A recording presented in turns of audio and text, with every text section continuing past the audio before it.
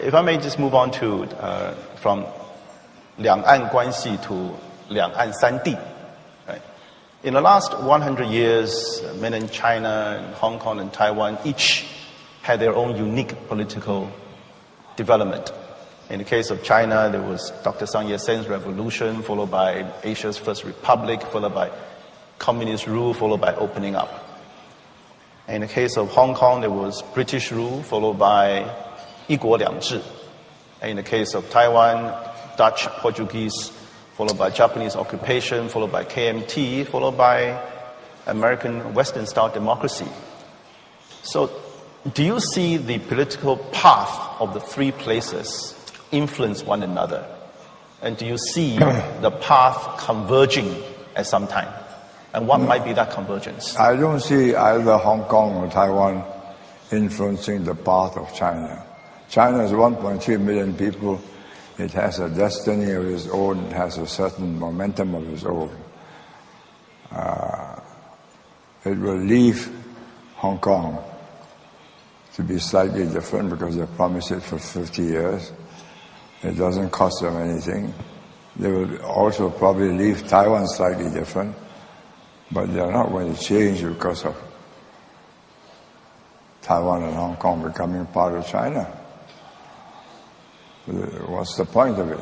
You cannot change a small island, in the case of Hong Kong, 6-7 million, in the case of Taiwan, 20-something million, cannot change 1.3 billion Chinese. So a unified China is a matter of time? I believe so. Would that be 10, 20, 30 years perhaps?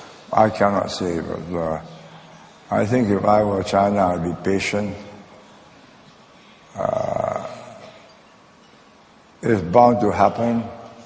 You use force, you're killing your own Chinese. I mean, that will be a very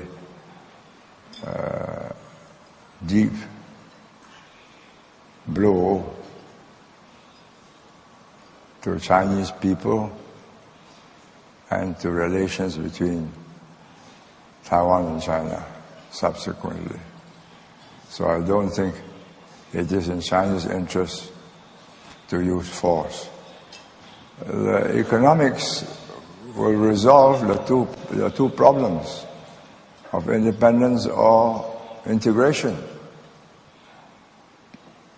People, that is, do you foresee a scenario whereby the Americans will intervene in the event of a Chinese military action against Taiwan?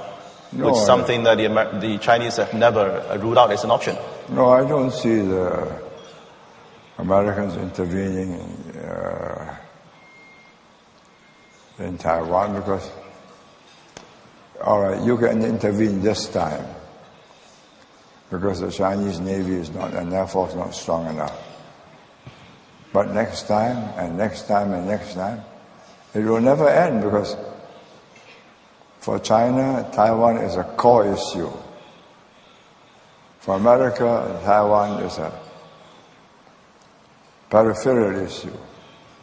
So the contrast between the two of the importance to national interests of Taiwan and the main national interests of America and Taiwan, very different altogether.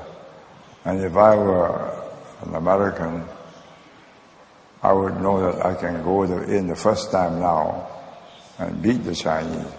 But they'll come back. They must come back. You beat them the second time, there's a third time. Finally, one day, you cannot beat them. So what's the point of it? Is it fair to say that you told the Americans so? No, I don't think I need to tell the Americans. They can do their own calculations. They can see the speed at which the Chinese are learning to build fighters, stealth fighters, submarines. They can do their calculations. They can estimate what happens in 10 years, in 15 years, in 20 years. So I think they'll be quite glad. My guess is they'll be quite glad to find a peaceful solution to this and not have to be caught up in a struggle between China and Taiwan.